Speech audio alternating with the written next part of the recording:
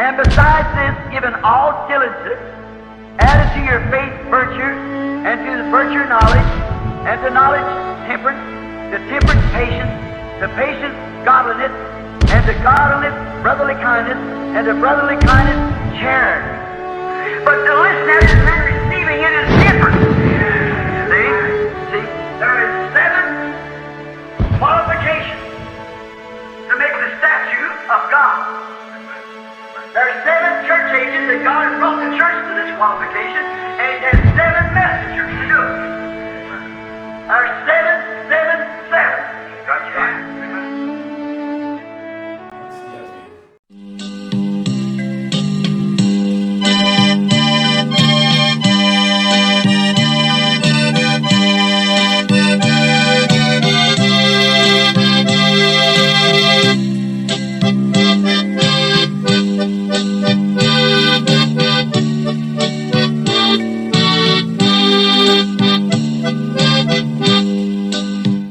Meus amigos, há muito tempo atrás, Deus enviou seu Filho amado para resgatar a humanidade. E agora, nesses últimos dias, cumprindo as Escrituras de Malaquias capítulo 4, versículos 5 e 6, Deus tem enviado seu profeta amado, o 7º anjo de Apocalipse capítulo 10, versículo 7, para revelar, para entregar para a igreja noiva de Jesus Cristo o segredo de todas as Escrituras, de todo o Apocalipse. E isto nos adverte e nos prepara para o arrebatamento.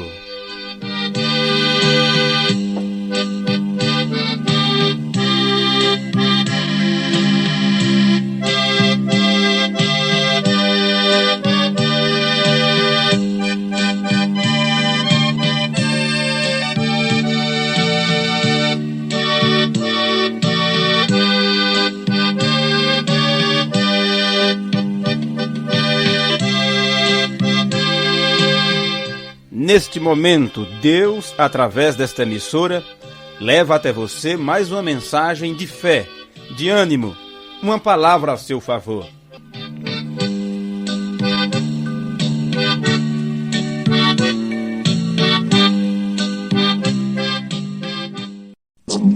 Segunda Timóteo, capítulo 1, versículo 7, apenas um versículo da palavra de Deus.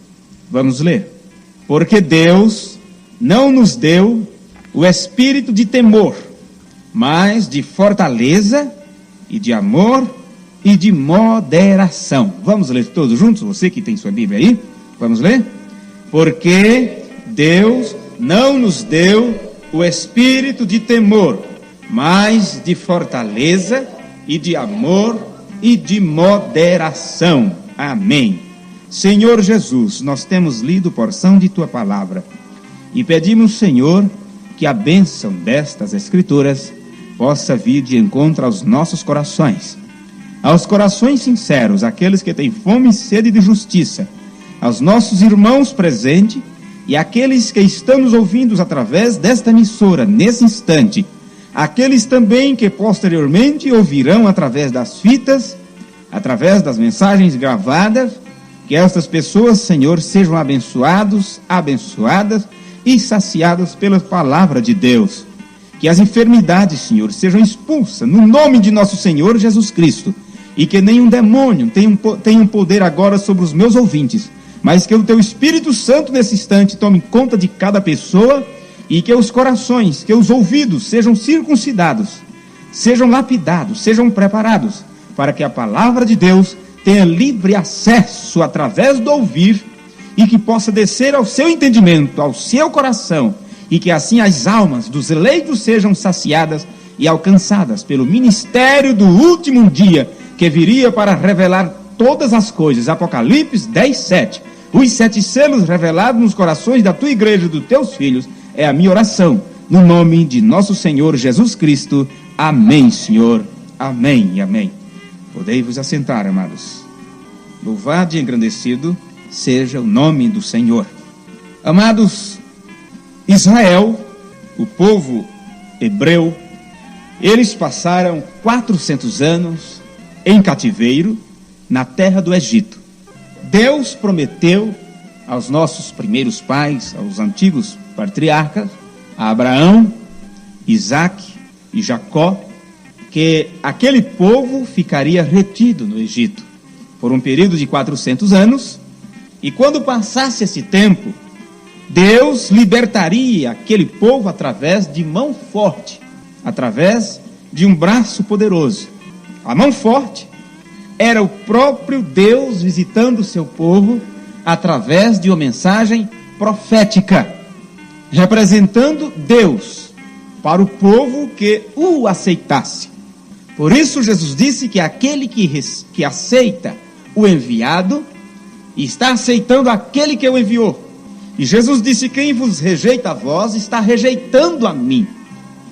Bem, o profeta de Deus enviado para esta geração, o nosso querido irmão Brana, ele disse que Israel saindo do Egito é um tipo da noiva do último dia, saindo da denominação. Por que tem que sair da denominação? Do mundo denominacional. Porque, de acordo com esta Bíblia, Deus nunca levantou uma organização religiosa, nunca, em nenhum momento. Ele nunca organizou uma igreja. Deus, em cada era, ele manifestou uma porção de sua palavra. E aqueles que creram na porção da palavra para o seu dia, estes eram o eleito do dia. E assim eles foram selados com a mensagem do dia. Note que nos dias de Jesus, foi um pequeno grupo que aceitou a sua mensagem. Anás, Caifás, os sumos sacerdotes, os diferentes grupos religiosos do dia, como os fariseus, os saduceus, os herodianos, as classes políticas, as classes sociais do dia, os diferentes grupos religiosos que interpretavam a lei de Moisés ao seu bel prazer, de acordo com a sua visão limitada. Eles não aceitaram a mensagem de Jesus. Mas teve um pequeno grupo que o aceitou: Pedro, Tiago, João, Maria, Bartolomeu, Filipe, Natanael, Bartimeu, tantos outros, Maria Madalena, o cego, a samaritana. Teve um grupo eleito que foram despertados naquele dia para o grande acontecimento do momento, para a atração de Deus naquele instante. Nos dias de Moisés, Deus fez um grande movimento em cima de um monte. Ali ninguém poderia chegar perto do monte, quem chegasse morria. Quando esse Deus fez carne, a grande atração era ele em pessoa, em cima do monte. E agora ele podia ser tocado, ser abraçado, ser rejeitado, ser cuspido, ser pisado, mas também poderia ser amado, ser respeitado, considerado e crido. E todos aqueles que creram entraram pela porta que Deus abriu naquele instante para eles. Isto não poderia ser diferente em nenhum momento. Durante as eras da igreja, nos dias de Paulo, nos dias dos mensageiros que vieram posteriormente, até chegar nos dias que nós estamos vivendo. Cada grupo eleito do seu dia, este grupo eleito, eles são selados. Eles são selados. E quando eles são selados, o diabo perde o domínio, perde o poder sobre eles. Não consegue alcançar, porque eles estão em uma altura tão elevada, em uma dimensão tão elevada, que o diabo tenta de tudo. Pode até massacrar o seu físico, com enfermidades, com decepções, com perseguições. Mas a alma, o espírito do eleito, que aceita a palavra de Deus para o dia, está naquela mesma condição que estava o nosso irmão Jó, o qual o diabo poderia fazer o que quisesse com ele, que tirasse seus filhos, que tirasse a fazenda, que tirasse a sua casa, que tirasse a mulher, que tirasse netos, que tirasse parentes, que todos rejeitasse. No entanto, Deus tinha dito para Satanás: faça o que você quiser com ele, mas na sua alma você não pode tocar. Porque quando Deus sela o seu filho, quando Deus sela o seu eleito, Ele não sela na carne. Ele não sela pelo lado de fora. A obra de Deus não é de fora para dentro, é de dentro para fora. Por isto que nós temos aprendido que o nosso espírito, a nossa alma já foram redimidas por Deus. O nosso corpo não. O nosso corpo ainda não foi redimido. É por isto que nós sofremos, é por isto que nós enfrentamos decepções, perseguições, enfermidades, privações, fome, perigo, nudez, espada, seja o que for, ainda nesse corpo, porque ele ainda não foi redimido. Mas você sabe, a manifestação dos filhos de Deus, Paulo disse que a natureza está gemendo, o mundo inteiro geme pela manifestação dos filhos de Deus, pela adoção dos nossos corpos. Vem? Precisa-se ainda alguma coisa ser feita. Mas Deus, quando sela a alma do eleito do dia, por dentro as pessoas não notam, não vê. Porque quem vê diferença em você? Quem nota que você é uma pessoa diferente das demais? As pessoas te veem como vê qualquer outra pessoa. E se notar qualquer coisa diferente, diz que é loucura, que é fanatismo, apenas isto. Elas jamais poderão ver Deus dentro de você, te selando, te preparando, te colocando em posição. Elas não podem ver Deus em você, porque elas não têm Deus dentro dela. Mas quando um homem, quando uma mulher é selada pelo Espírito Santo da promessa, ela reconhece, ela observa, ela nota, ela vê Deus aonde Ele está, aonde Ele estiver. A primeira prova disto é que, primeiro, você vê Deus em sua palavra e procura obedecê-la em todos os sentidos. Amém? Isto é a verdade. E quando você está nesta posição, você perde agora o medo. Você perde agora o medo. Isso estamos continuando agora, a reunião passada ainda. Na mensagem Posição no Corpo de Cristo, parágrafo 35, Posição no Corpo de Cristo, parágrafo 35, o profeta de Deus, ele diz: veja este ensinador mestre, o apóstolo Paulo. A primeira coisa que ele faz é tirar fora todo pensamento de apostasia, tirar fora todo pensamento de sempre. Pensamento apóstata. Você sabe o que é um apóstata? Você sabe o que é apostasia? Foi prometido nas Escrituras, foi profetizado, que viria a corrupção ou apostasia dos últimos dias. Apostasia é um desviamento geral, generalizado. Um apóstata é um desviado. Uma pessoa que se desvia é uma pessoa que está andando fora da palavra. Ele não pode ser um apóstata sem antes ter caminhado pelo caminho correto. Vem? Sim. Você não tem como ser um descrente sem primeiro você descrer da palavra. Vem? Você não tem como cair da graça sem antes ter participado da graça de Deus. Você não tem como se perder. Você não tem como andar perdido. Vem? Se primeiro você não estava numa posição elevada, no caminho correto. Daqui a pouco você entra pelo um lado e outro. Nós sabemos pelas Escrituras que existem filhos de Deus e filhos do diabo. Filhos de Deus jamais serão filho do diabo. E o filho do diabo jamais será um filho de Deus. Não importa se os filhos do diabo estão revestidos com uma capa de religião, de religiosidade. Muitos nos dias de Jesus eram líderes religiosos, os quais tinham vidas tão limpas, tão santas, que ninguém tinha o direito de apontar um dedo para eles, porque eles cumpriam, eram cumpridores da lei. No entanto, Jesus disse para eles: vós tendes por pai o diabo. Que Jesus conhecia.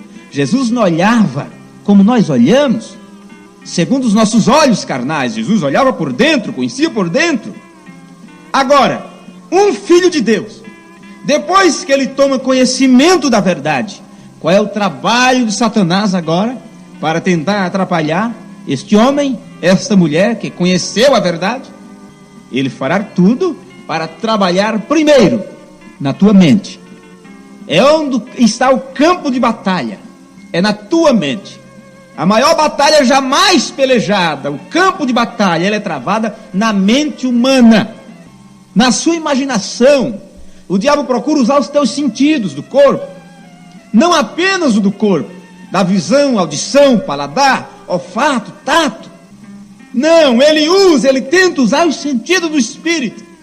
A tua imaginação, a tua consciência, a razão, a memória, o afeto. Ele tenta, através disso, se infiltrar para atingir o centro do ser humano, a tua alma.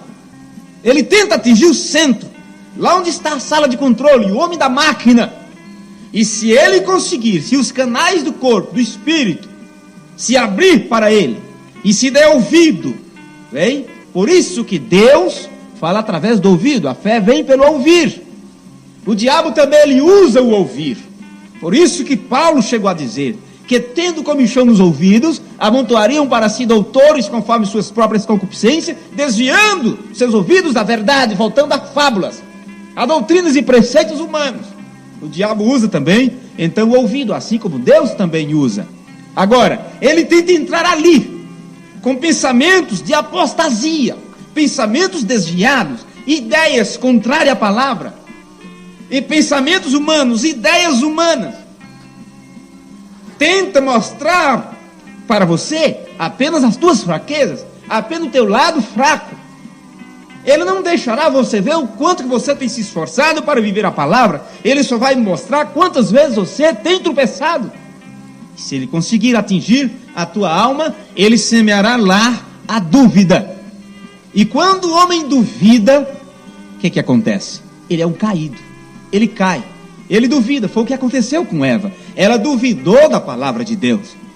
Porque o diabo trabalhou através do ouvir. Trabalhou em Eva. E semeou ali a semente da discórdia. A semente da divergência, que divergem da palavra, daquilo que Deus tem dito. E quando ela duvidou, ela estava pronta para aceitar aquilo que o diabo lhe entregasse. Se um homem duvidar da palavra de Deus, eu não digo duvidar de uma doutrina, de uma igreja, de preceitos religiosos, não. Mas quando o homem duvidar da palavra de Deus como ela é, ele estará disposto a ouvir, a cumprir qualquer preceito maléfico, acobertado com uma capa de religião que venha. Qualquer doutrina humana que é colocado, essa pessoa estará disposta a obedecer, porque primeiro se desviou, se apostatou da palavra de Deus. Estamos lendo, vamos continuar aqui, lendo a mensagem Posição no Corpo de Cristo, parágrafo 35. Paulo, como mestre, fez isto. A primeira coisa que ele faz é tirar fora todo pensamento de apostasia, tirar fora todo pensamento de sempre. Aquela coisa, ser um cristão hoje e amanhã está perdido, e no dia seguinte Deus me condena. Bem, hoje eu vivi uma vida boa, uma vida limpa, mas amanhã eu posso não estar vivendo como vivi hoje. O que acontece? No dia seguinte Deus vai me condenar. Bem, no outro dia eu me arrependo e volto outra vez. Amanhã Deus pode me condenar de novo por alguma coisa que eu faça. O profeta diz: isto é um absurdo. Isto é um absurdo. Quando você entra na posição de Cristo, quando você está sentado em lugares celestiais em Cristo Jesus, você fica livre de tais coisas. Você já não escuta mais estes pensamentos, porque você sabe que se Deus te salvou, que se Deus derramou sangue por você, se você tem se identificado com a palavra, você estará salvo. Não importa o quanto que o diabo tente te atrapalhar, ou quantas vezes você tropece, você cometa falhas, fraquezas como homem, como humano, mas aquilo não tira de você a sua salvação que Deus te deu por graça, não pelas obras que você pratica. Quando Davi entrou no maior problema de sua vida, ele perdeu o gozo da salvação. Quantas pessoas que têm perdido o gozo da salvação não sentem mais alegria, porque o seu próprio espírito, a sua própria mente, a sua consciência lhe condena, e ele sabe que não está vivendo de acordo com as Escrituras. Quando o homem está nesta posição, ele está num momento tão perigoso, porque duas coisas podem acontecer com tal pessoa. Ou ele cauteriza sua consciência e diz: está tudo bem, ninguém viu, a igreja não viu, ninguém está sabendo ainda, não é? Ninguém sabe disso, isso está escondido e Deus vai me perdoar, e assim vai, desse jeito vai. Ele segue por este caminho e não sabe que está seguindo o caminho de morte. Ele já morreu. Uma pessoa nesse sentido, ele já morreu espiritualmente falando. Vamos nos lembrar que no passado, no Antigo Testamento, quando acontecia tais coisas, a pessoa era apedrejada, a pessoa morria, era fulminado vivo, ou a terra abria-se e engolia tais pessoas.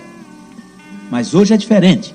A pessoa morre e continua andando em 2 pés, continua pregando o evangelho, continua dizendo que está fazendo trabalho para Cristo, continua sendo chamado de o grande homem, o grande fulano de tal, assim e assim. No entanto, espiritualmente diante de Deus, esta pessoa está morta, porque deixou-se dominar por pensamentos de apostasia. Agora, quando é dado lugar para Deus, para a palavra, para o Espírito Santo, para a revelação dos mistérios, o que é que acontece? Primeiro, Deus entra lá dentro, na sala de controle, e ali no lugar de dúvida é semeado fé. Este é o fundamento da cristandade. Comentamos do culto passado. Qual é o fundamento da cristandade? Diz o irmão Brano, é fé na palavra de Deus. E quando você tem fé, você não duvida, você tem certeza, você tem confiança, você tem esperança. Bem? E isto tira de você todo o temor. E aí aqueles pensamentos de Deus vai me condenar, Deus vai me lançar no inferno. Isso sai, porque você é selado por dentro, o diabo fica selado por fora, e cada vez que ele tenta entrar, cada vez que ele entra através de teus pensamentos, cada vez que ele começa a colocar alguma dúvida em você, o Espírito Santo que está lá dentro, na sala de controle, na torre de controle, diz: aqui não, Satanás, esta casa é reservada para Deus. Viu? Esta casa está reservada. Isto aqui é para a habitação do Espírito Santo. Você não tem vez aqui. Vamos continuar lendo aqui a mensagem. Posição no corpo de Cristo, parágrafo 35. Já estou no meio do parágrafo. Agora preste atenção agora. Agora este livro não é endereçado a ensinamento evangelístico, a sermões evangelísticos. Quer dizer, isso não é para o povão que não conhece as coisas de Deus ainda. Eu não toco nisso nos campos. O profeta está dizendo: eu não prego estas coisas quando eu estou viajando em viagens evangelísticas, quando eu prego mensagens evangelísticas. Não, eu trago isto à igreja. Bem? Isto é para a igreja, pois Paulo endereçou isto aos santos, aqueles que são chamados e perseveraram. Veja bem, isto é para a igreja, para os crentes que foram chamados. Você sente que foi chamado por Deus nesta era? Amém? Você sentiu o chamado de Deus, você ouviu a voz de Deus, a voz do sétimo anjo, a voz de Deus nesses últimos dias. E Jesus disse: as minhas ovelhas ouvem a minha voz e seguem-me. Amém? Então veja, é para aqueles que são chamados e perseveram. Não é para aqueles que ficam à beira da estrada. Um dia está bem, outro dia está mal. É como lua. A lua uma semana está crescente, outra semana está cheia. Daqui a pouco lia minguante, quarto não sei o que, quarto crescente, mais e menos, e a pessoa nunca se firma na palavra. Ou aprende, e nunca chega ao conhecimento daquilo que é a verdade, que é a palavra de Deus. Mas é para aqueles que perseveram. Lembre-se que eu iniciei esta mensagem de hoje, citando o irmão Brana. Israel saindo do Egito é um tipo da noiva saindo da denominação. O que aconteceu com Israel quando eles saíram do Egito? Foi uma multidão muito grande. Centenas deles, milhões de pessoas, era um grande número de pessoas. E eles saíram ali com suas vacas, com seus bois, com seus patos, com seus guinés, com suas galinhas, com todos os seus apetrechos, com tudo eles saíram do Egito. Porque Moisés disse para Faraó: não deixaremos nenhuma unha para trás. Tudo que temos vai. E eles foram. Eles se regozijaram. Eles ficaram tão felizes até que aconteceu o primeiro problema. No primeiro problema, eles estavam prontos para se revoltar contra Moisés e dizer: aí está o mar, lá vem Faraó atrás, e agora? Nos tiraste de lá para morrer aqui? Agora Deus desceu na coluna de fogo, se colocou entre os egípcios e entre os israelitas, e ficou lá aquela grande coluna de fogo, impedia com que os egípcios avançassem contra Israel. Para os egípcios estava escuridão, trevas, mas a coluna de fogo para Israel era uma luz que iluminava, que clareava o caminho. E enquanto isso ficaram abismados: a luz, a luz, a luz de Deus, né? Veja que grande fenômeno. Nós não estamos assim, não. Enquanto muitos estavam preocupados com a manifestação de Deus, com a coluna de fogo manifestada ali, a coluna de fogo estava gritando com Moisés: o que você está esperando? Diga a Israel que marchem, eles têm que andar. Se você ficar olhando para os problemas, para quem ficou para trás, para os egípcios, para o pecado, para a denominação, para a religião formal e fria, para os cargos, para os títulos, você vai ficar enrolado, vai terminar morrendo. Se você apenas ficar olhando para a coluna de fogo abismado com o acontecimento, você não vai passar dos fariseus em busca de sinais. Faz-nos sinais e creremos em ti. Não, quando o sinal de Deus venha para te apontar o caminho. Foi para isto que Deus se manifestou nesta era, na forma da coluna de fogo novamente, dizendo: assim como João Batista foi enviado para precursar a minha primeira vinda, tua mensagem precursará a minha segunda vinda. Nós não estamos abismados com a coluna de fogo como muitos estão. Não, de maneira nenhuma. Nós estamos preocupados porque Deus nos convenceu de que isto é a verdade, de que a coluna de fogo é a manifestação de Deus, de que a mensagem profética é o que Ele prometeu nas Escrituras e a vindicou como a verdade. E agora o que é que temos que fazer? É marchar adiante, é seguir adiante. Muitos tiveram medo de cruzar o mar, e muitos cruzaram o mar porque sabiam que se não cruzassem, morreria atrás. Morreria. Então seguiram. O mar foi aberto mesmo. Vamos seguir. Seguiram. E agora, do outro lado cantaram, pularam, bateram palmas, Miriam ali com tamborins, pandeiros e tudo. Foi uma festa, um avivamento pentecostal. E a alegria depois que eles passaram para o outro lado. Mas acontece que do outro lado, depois que eles cruzaram o mar, depois que Deus se manifestou de uma maneira tão tremenda, lá na frente, estava esperando por eles um grande deserto, cactos, areia quente, falta de água, falta de pão, sofrimento, tudo isto. O próprio Deus, veja, Deus, você olhando o mapa da travessia ali, ou entre o Egito e a terra de Canaã, onde eles estavam, na terra de Gósen, até Canaã, se eles fossem caminhar em linha reta, era poucos dias de viagem.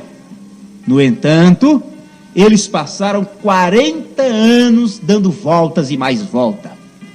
E ali, se algum quisesse ir, bem, mas Canaã é bem lá do outro lado, vamos caminhando, morreria. O que é que Deus fez? De dia, uma coluna de nuvem.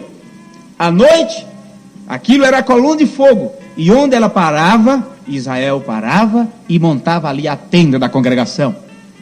Não importa. A coluna de fogo parou para todo mundo. Ali era um mês, 2 meses, 1 ano, 2 anos. Quando ela se movia, era o momento dele se mover também. Isto é o que muita gente não entende. As pessoas não compreendem isto. Quantas vezes a coluna de fogo tem se movido nesses últimos dias?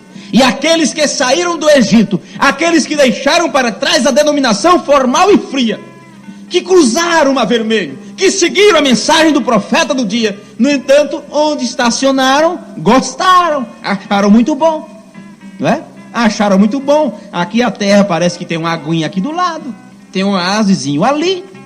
Já temos uma grande denominação, uma grande congregação, um grande número de pessoas, não é? Temos grandes pregadores. Vê doutor fulano de tal, ele prega tão bem. Que mensagem gostosa, que coisa bonita. Daí a pouco, a coluna de fogo seguiu adiante. E ficou para trás, não seguiu. Não seguiu a coluna de fogo. Muitos que saíram do Egito nesses últimos dias, que deixaram as denominações, estão perecendo no deserto, porque não têm tido olhos espirituais para verem a mensagem profética. O que o mensageiro trouxe, do mesmo jeito que não entenderam Moisés. Não creram completamente em Moisés. Saíram porque os pais saíram, porque a mãe saiu, porque o filho saiu, porque o melhor amigo saiu. Não quis ficar sozinho lá de maneira nenhuma. Não tinha mais amizade, foram embora, então vamos seguir também. Mas daí a pouco, não compreenderam o mensageiro e pereceram. Foram morrendo um por um pelo deserto. E o próprio Deus se encarregou de fazê-los dar volta, e mais volta, e mais volta, por todo o deserto lá, rodeando Sinai, rodeando todos aqueles lugares, para que aqueles que obtiveram pensamentos apóstatas, aqueles que se amedrontaram, aqueles que se levantaram contra a mensagem do dia, eles foram perecendo um por um. O que é que temos que fazer? Tinha aqueles que ficavam de olho em Moisés. Na hora que Moisés levantava, toca a trombeta, Josué. Tocava a trombeta. Vamos seguir adiante, porque a coluna de fogo se dirigiu. Mas eu não estou vendo. Eu não estou vendo ela. O que é que aconteceu? Os olhos estão turvos, né? Perdeu a visão. Deixou que a poeira quente do deserto o atrapalhasse. Deixou-se ter pensamentos apóstatas, pensando ainda lá no Egito, nos pepinos e melões que tinham lá, nos alhos e cebolas para temperar a comida. No deserto não tinha nada disso. Deus enviando mensagem, Deus enviando pão do céu, manjar, comida de anjo, vamos dizer assim, em outras palavras. E eles não estavam satisfeitos com aquilo. Eles pensavam lá atrás, tiveram pensamentos apóstatas ainda, quiseram voltar atrás, como a porca lavada que volta para o seu espojeiro e o cão que volta para o seu vômito. Eles voltavam para o Egito em pensamento, e só em desejarem as coisas do Egito eles não estavam aptos para seguir adiante. Esta é uma das razões porque nós combatemos veementemente o espírito denominacional seca, que prende, aprisiona as pessoas e não deixa elas terem uma verdadeira liberdade em Cristo Jesus. Elas não podem crer além do manual eclesiástico da igreja, de maneira nenhuma. Se você crê alguma coisa além daquilo, diz: olha, a igreja não permite isso, olha, a igreja não ensina isso, que negócio é esse? Isso é falsa doutrina, isso é falso profeta. Não, mas está na Bíblia. Mas pastor, está na palavra, está aqui, ó. Não, mas isso não é para os nossos dias. Está aqui, pastor, o batismo é em nome do Senhor Jesus Cristo. Foi assim que foram batizados. Ah, mas a nossa igreja não crê assim. Bem? E tantas outras doutrinas, tantas outras coisas. Agora, presta atenção. Isso é Faraó, isso é Egito. Agora, foi mais fácil Moisés tirar aquele povo do Egito do que depois tirar o Egito de dentro deles. É mais fácil, através de uma pregação, tirar as pessoas da denominação e mostrar para elas a liberdade em Cristo, na palavra de Deus. Porque esta palavra, ela veio para libertar. E no entanto, as pessoas, quando entram em uma religião, elas se aprisionam a si próprias, porque elas não vão além daquela cerca denominacional. E Jesus veio foi para libertar. Ele libertou da denominação do dia. Paulo libertou os seus da denominação do dia. E a mensagem do último dia veio para isto, para nos livrar do espírito denominacional. Agora, depois que um homem, que uma mulher consegue se livrar de lá, agora precisa se libertar do espírito denominacional dentro de si, dentro da pessoa. E o próprio Deus se encarregou de fazê-los dar volta pelo deserto. para morrerem. É o que está acontecendo hoje, através da mensagem do profeta do dia, assim como aconteceu com Moisés.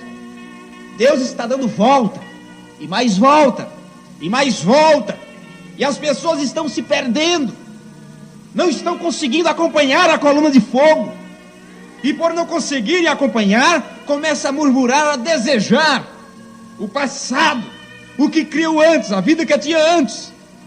Bem, por isso que aqui o profeta está dizendo, posição no corpo de Cristo, parágrafo 35. Eu trago isto à igreja, pois Paulo endereçou isto aos santos, aqueles que são chamados e perseveram. Não é só atender a voz do profeta Moisés e deixar o Egito, não. Precisa permanecer debaixo da coluna de fogo, debaixo da mensagem profética. Tem que permanecer. Aí você segue o trajeto de Moisés ali, você vai ver que daquela multidão que saiu do Egito, somente 2 entraram na terra da promessa: Josué e Calebe. Somente os 2. Bem, entrou uma grande multidão, mas dos filhos que nasceram, dos que saíram do Egito, que saíram durante os 40 anos que durou a geração, bem, os filhos daqueles que nasceram, eles entraram. Mas daqueles que saíram, que viram o Mar Vermelho sendo aberto, só entrou Josué e Calebe. Nem o próprio Moisés entrou. Na mensagem, creio que é a era de Pérgamo, o irmão Brana disse, creio que é o parágrafo 58, Josué significa Jeová Salvador. Bem?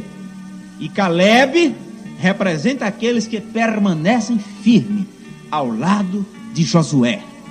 Ah, se tivéssemos tempos para entrar nestes detalhes nesta noite. Mas vamos ver aqui. Paulo endereçou isto aos santos que são chamados e perseveram. Estão saciados, veja, quer dizer, se alimentam. E são colocados de um lado e estão no Espírito Santo, já na terra de Canaã. O trajeto é este, não é? Qual era o trajeto da saída do Egito?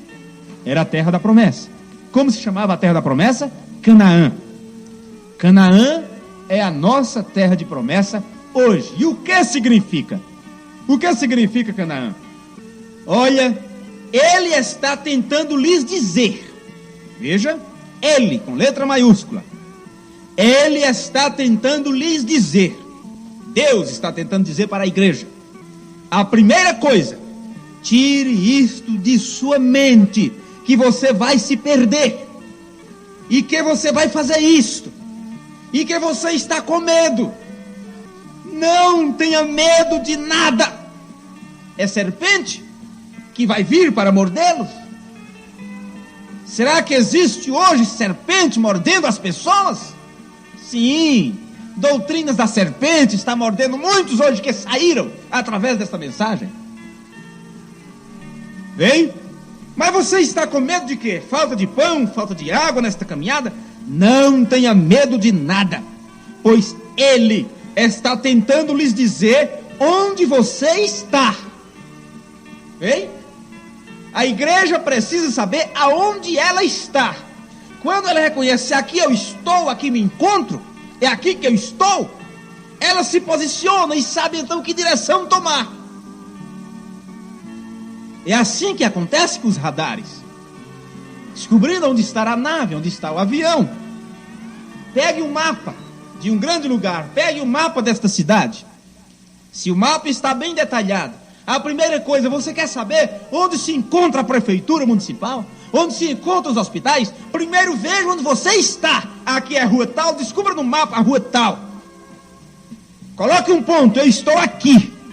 Então ali você pode saber a direção de cada coisa. É isto o que Deus tem feito nesses últimos dias. Tem enviado uma mensagem dizendo para a igreja, observe onde você está pisando. Veja onde você está. Assuma a sua posição no corpo de Cristo.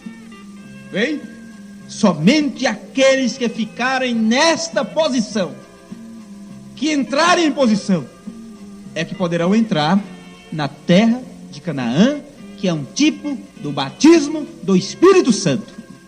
Esta era a promessa. Esta é a terra de Canaã. Hoje é o Espírito Santo. Vem? Ele está tentando lhes dizer onde você está. Ele está tentando lhes dizer quem é você e como você está firmado. Aí é diferente. Ele está tentando dizer isso. Foi o que ele tentou dizer através de Moisés todo o tempo. Chegava a repetir a lei. Muitas vezes nas celebrações, Moisés reunia toda a congregação e repetia o que ele já tinha dito antes. Isto é o livro de Deuteronômio. Significa repetições das leis. Ou as duas leis, repetições das leis.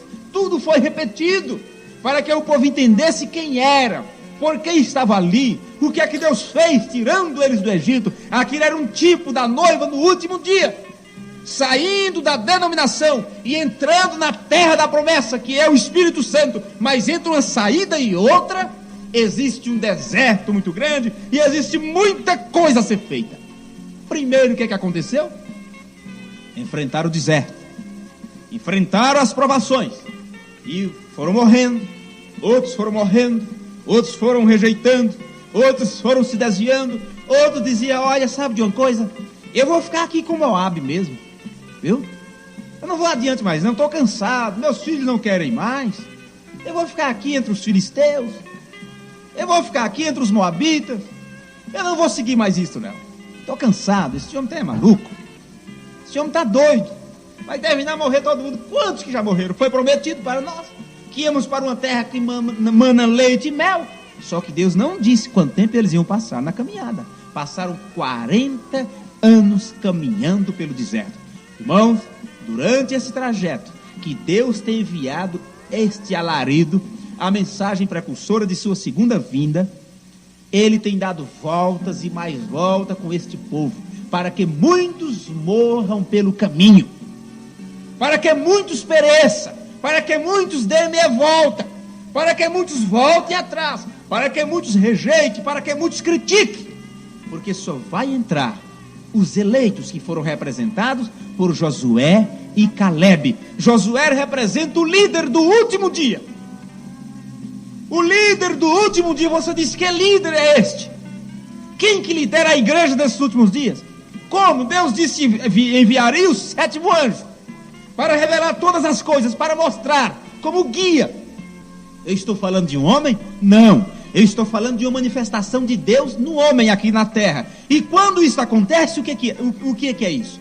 Será que as nossas mentes, tão simples, tão pequenas, conseguem captar estas coisas? Quando falamos sobre esta mensagem profética, quem trouxe, quem é? Tinha que haver um homem para Deus usar, porque Deus é Espírito. E Ele tem que usar um homem quando Ele vai fazer alguma coisa. É Amós 3:7. Quando isto aconteceu e Deus cumpriu esta palavra e enviou um anjo mensageiro para apontar o caminho para a igreja, o caminho de volta à palavra original, dizendo: vocês só poderão entrar na terra de Canaã, só poderão entrar no Espírito Santo se estiverem no original, porque a mensagem do último dia é a mesma mensagem do primeiro dia, é de volta a regresso, o círculo se fecha. Como começou no início, na primeira era, o Espírito Santo sendo derramado no Pentecoste. Como acontece na última era? O profeta disse em uma de suas mensagens: o Espírito Santo é o profeta da era. Vem por isso. Agora esse Espírito Santo teria que fazer o quê? Ungir um homem para trazer. Por isso que é o mesmo Senhor que desce do céu. É o mesmo Senhor que desce do céu com um alarido. É a mensagem de Deus em um homem. E quem não ouvir este homem não está ouvindo a Deus. Era assim com Moisés, foi assim com Isaías. É muito fácil falar dos profetas do passado, do Antigo Testamento. Já passou mesmo, você não viu. Mas se você não tem espiritualidade para aceitar o que Deus faz hoje, se você tivesse vivido nos dias passados, não teria mentalidade nem espiritualidade para aceitar o que Deus enviou naquele tempo. Quem rejeita a mensagem de Deus hoje, rejeitaria a mensagem de Moisés, rejeitaria a mensagem de Jesus, rejeitaria a mensagem de Paulo, de todos eles. Isto é Não existe dúvida para algo como isto. Entre o deserto e a terra da promessa, que é um tipo do Espírito Santo, entre a saída do Egito até a terra da promessa, o que é que aconteceu? Tinha ali o Jordão, o rio Jordão. Você acha que foi fácil atravessar o Jordão? O que é que aquilo significava? O Jordão representa morte. Jordão, atravessar o Jordão quer dizer fazer morrer a si mesmo. Bem, já saí do Egito, já aceitei esse batismo correto. O que é o Mar Vermelho? A travessia do Mar Vermelho é o batismo nas águas. Paulo disse: todos foram batizados em Moisés no Mar Vermelho, lembram? O batismo nas águas em nome do Senhor Jesus Cristo era representado no Antigo Testamento, na saída de Israel, quando eles passaram pelo mar.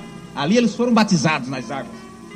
Depois que o homem se batiza, ele então vai enfrentar o seu deserto, que é a santificação. É o período de se separar das coisas, porque você já desceu as águas. Você vai mudar de vida, vai viver diferente. Você agora vai procurar a viver por fé. Bem? Fé na palavra de Deus. Agora, uma coisa precisa morrer para que a outra viva. E depois que eles caminharam pelo deserto durante todo o tempo, aqueles que estavam prontos para entrar na terra da promessa, que é hoje para nós o Espírito Santo, eles precisavam morrer, ou seja, cruzar o Jordão. Bem, por isto que Jesus disse para Nicodemos: é necessário nascer de quê? Da água e do Espírito. Não é apenas da água não, viu? Não é só do Espírito. Muitos pensam que se batizando nas águas nasceu de novo.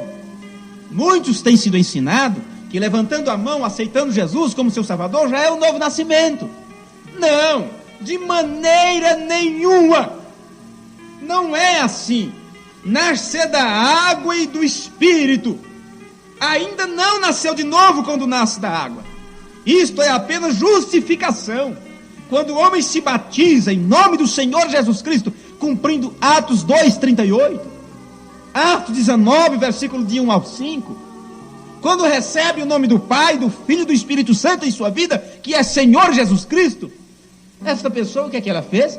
Ela atravessou o Mar Vermelho. Ela está justificada. O passado está esquecido, o passado ficou para trás. Sua vida de pecado, não importa o que ela fez, Deus perdoou o seu passado e ela está como que justificada. Justificada diante de Deus. É como se nunca houvesse existido a sua vida passada. Mas daí por diante, o que é que acontece? Ela não fica só naquilo. Ela precisa então caminhar pelo deserto, que aponta para o período da santificação. O batismo com o Espírito Santo que vem depois disso não é o novo nascimento. É e não é. Veja bem agora as duas coisas. Veja isso na mensagem Contagem Regressiva. É e não é. Veja agora por quê. Quando Israel cruzou o Jordão, nós não estamos mais no Mar Vermelho agora. Passamos o Mar Vermelho, que é o batismo, né, nas águas. Passamos o deserto, que é a santificação. Mas agora eles precisavam ir para a terceira fase, a terceira etapa, a terceira e última etapa, batismo com o Espírito Santo. Só que, para poder eles receber a terceira etapa, batismo do Espírito Santo, ou seja, tomar posse da terra de Canaã, sabe o que acontecia? Eles precisavam morrer primeiro, que é cruzar o Jordão. Quem não cruzar o Jordão, quem não morrer, quem não matar esta velha natureza, vai ficar no deserto. Vai ficar para trás. Bem? Porque precisa-se morrer para poder ter a nova vida. Só depois disso é que se torna uma nova criatura. Porque antes a pessoa está justificada e está ainda santificada. Está limpinho, bonitinho, tudo mais. Mas está vazio. Precisa ter o preenchimento. Por isso Jesus disse que o espírito imundo, quando sai de uma pessoa, ele anda por lugares áridos. Ele procura outras habitações. E se ele não encontra, ele volta para a sua antiga morada. Chega lá, se encontra a casa limpa, diz: opa, tem mais espaço do que antes. Porque quando ele sai, ele tira todas as suas tralhas, vai com tudo. E a pessoa se livra dos vícios, se livra dos problemas, das gritarias, das fofocas, de tudo isso, dos xingamentos, dos palavrões, limpo. O espírito volta e encontra tudo bonitinho, mais espaço. Ele, opa, aqui tem espaço para mais. Jesus disse que ele traz mais 7 espíritos pior do que ele. E o estado daquela pessoa fica pior do que antes. Por que fica pior do que antes? Aquele espírito não vem sozinho, ele traz mais uma ruma. Ele traz um exército com ele. Por quê? Porque encontrou o vaso limpo. O vaso estava limpo. Por isso que quando está nesta fase, é uma fase muito perigosa. A pessoa precisa matar a velha natureza para poder receber a natureza do Cordeiro. Isso acontece cruzando o Jordão. Cruzando o Jordão para o outro lado. Quando cruzar o Jordão, quando colocar os pés em Canaã, ali eles nasceram de novo. É isto. Presta atenção agora nisso aqui. Quando Israel cruzou o Jordão e botou os pés do outro lado na terra de Canaã, ali eles nasceram de novo. Mas ainda não era o batismo com o Espírito Santo. Ainda não era tudo. Porque a pessoa ali diz, ali ele se posiciona e diz, eu sou um filho. Vem? Eu sou um filho, eu posso possuir esta terra. Mas ele ainda é um bebê, ele é irresponsável ainda, ele não tem responsabilidade. Não, ele não tem ainda a responsabilidade que deveria ter. O batismo com o Espírito Santo é uma prova de que você já não é mais uma criança, não é mais um bebezinho na fé. O batismo com o Espírito Santo é uma prova de que você se tornou adulto. Adulto. Vem? Você não está no início apenas.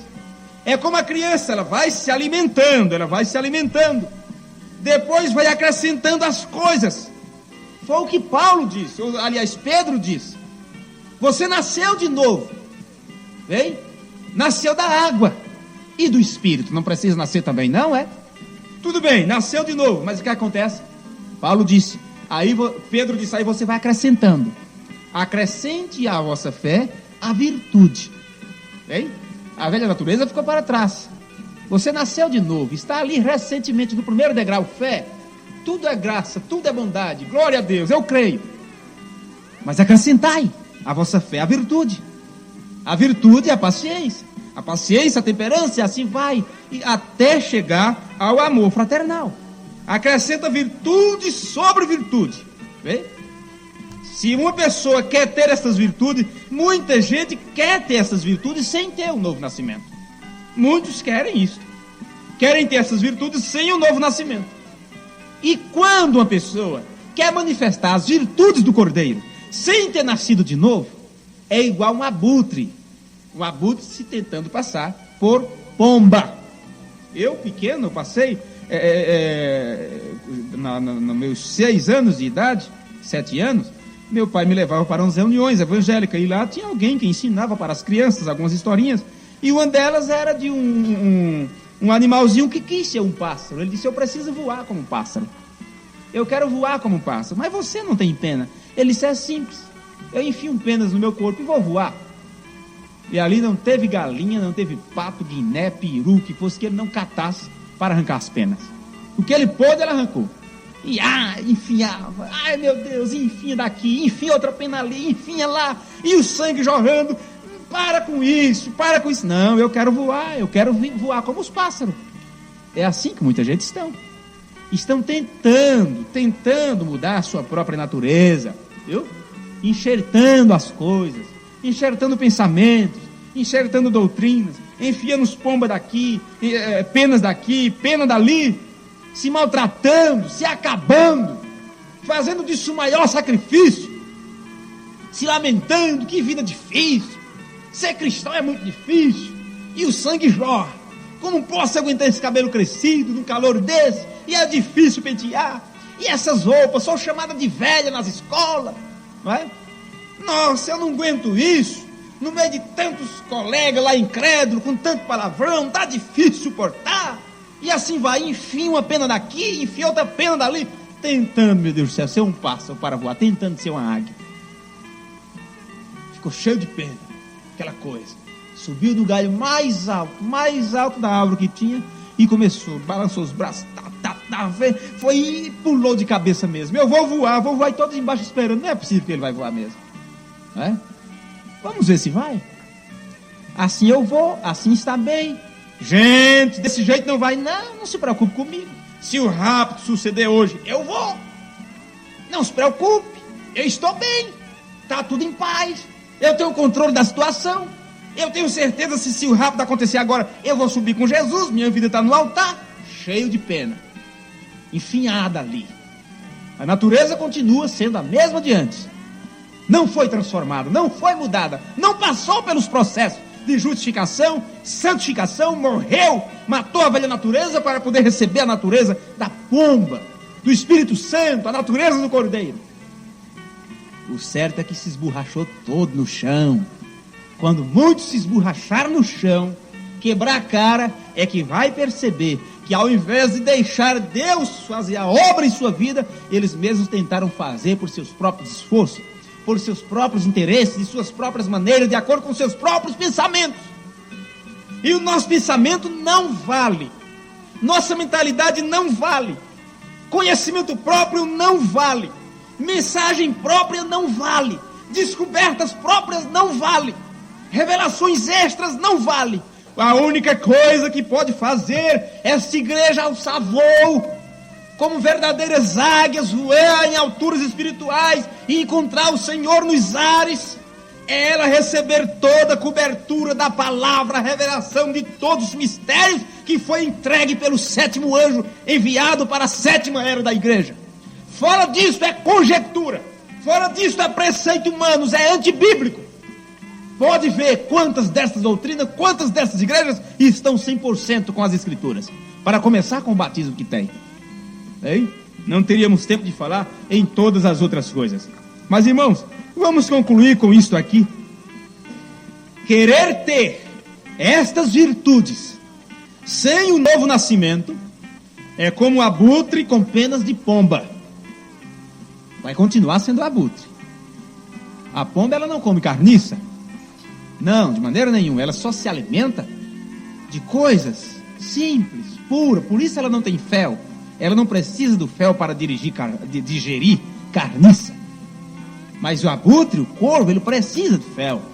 Porque ele tanto come o milho junto com a pomba, como corre lá para a carniça e se alimentar disto. Bem? É assim que é o crente abutre. Ele tanto se alimenta um pouquinho da palavra, como se alimenta das doutrinas dos homens. Ele está sempre com um pé no céu e outro no inferno. Ele sempre está querendo servir a Deus e ao mesmo tempo servindo o mundo. Ele tem natureza de abutre. Mensagem o sinal, parágrafo 114. Irmão Branham diz que os que não têm a experiência do novo nascimento, esses não tem jeito. Você sabe o que é o novo nascimento? Uma pessoa quando nasce de novo, quando põe os pés na terra de Canaã, e diz esta terra é minha, ele nasceu de novo. Um crente, os que não têm a experiência do novo nascimento, são muito problemáticos. Bem? São muito problemáticos, mas aqueles que passam por essa experiência, o pastor não precisa estar cercando. Cerca daqui, cerca dali, irmão não pode isso, irmão não pode aquilo, misericórdia, irmão assim não, isso não precisa disso, porque eles têm a experiência do novo nascimento. Para começar, deixaram a velha natureza para trás do Jordão, lá no deserto, nem lembram daquilo mais.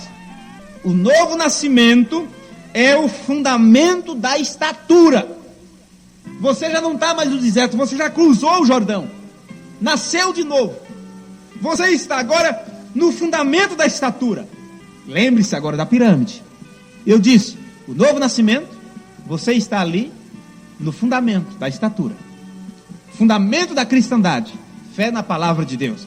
Aonde está o Espírito Santo? Está em cima, no topo. Estou correto? É isto? O Espírito Santo está em cima.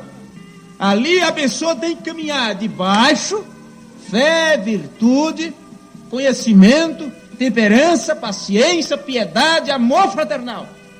Só ali é que ele recebe, é que ele é batizado com o Espírito Santo. Essa é a diferença. Porque às vezes juntamos o novo nascimento com o batismo do Espírito Santo. A diferença é essa: quando você nasce de novo, você é aquela criancinha ali no primeiro degrau. Eu estou em Canaã, eu estou na minha posição em Cristo aqui. Eu estou. Mas precisa subir os degraus para ser preenchido, porque eu disse, como criancinha, ele não tem aquela responsabilidade. Mas depois que ele é batizado com o Espírito Santo, ele pode assinar no lugar do Pai. Aleluia! Isso é o que é receber o poder da palavra falada, o poder criativo. É por isso que a igreja falará a palavra falada, porque a voz do noivo é a voz dela. Vem? A voz do noivo é a mesma voz da noiva. Por isso que no livro de Apocalipse diz: o Espírito e a esposa, eles falam a mesma coisa. O Espírito, que é Deus, vem? O noivo, Jesus Cristo, e a esposa, a sua igreja, fala a mesma coisa. Ora vem, Senhor Jesus. O Espírito e a esposa diz a mesma coisa. Vem? O Espírito e a esposa têm a mesma voz. Por quê? Ela passa, ela recebe o nome dele. E o crente, quando ele tem o batismo do Espírito Santo, Deus vivendo através dele, ele tem a semente criativa, o poder da palavra falada, a tal ponto que ele pode criar as coisas. Quando na terceira etapa do ministério de William Branham isto aconteceu, ele criou as coisas. Vem? Quando isso aconteceu na vida do profeta, ele criou esquilos. Ele deu vida ao peixe, ressuscitou o peixe morto. Ele deu vida para aqueles 2 filhos daquela irmã, desviados, jogando bola lá. E eles cá conversando dentro de casa, e ela disse: irmão Branham, meus filhos não são convertidos, eu quero, eu preciso deles da igreja. Ele disse: eu os concedo em nome do Senhor. Aonde eles estavam, lá brincando com a sua bola, criticando, lá eles caíram por terra ajoelhados, arrependidos em nome do Senhor Jesus Cristo. E eu já vi a foto dos 2 sendo batizados naquele tempo. Já vi a foto daqueles dois irmãozinhos que foram batizados, mas pelo poder da palavra falada, o Espírito Santo disse para ela: peço o que quiser e te será dado agora, irmã. Peço o que você quiser. Assim diz o Senhor. Aí está a tua irmã paralítica, peça ela se levantar agora. Deus concederá o desejo do teu coração. Peça para ela se levantar da cadeira de roda. Você é pobre. Você é uma irmãzinha pobre. Ela lavava roupa para ganhar uns trocados. Era uma pobre viúva. O profeta disse: peço $1 milhão. E se não aparecer agora aqui em cima dessa mesa em sua frente, eu serei um falso profeta. Porque ele disse, Deus disse: peça o que quiser e te será dado. Esse é o assim diz o Senhor. Agora ela, com a sabedoria divina, ela sabia que se pedisse para a sua irmã levantar da cadeira de roda, era apenas uma cura física. Da maneira que ela estava, ela iria para o céu. Dinheiro não é tudo, é a raiz de todos os males, um dia acabaria. Mas ela pensou na salvação dos seus 2 filhos. Ela disse: irmão Branham, eu não sei o que pedir. Ele disse: o Espírito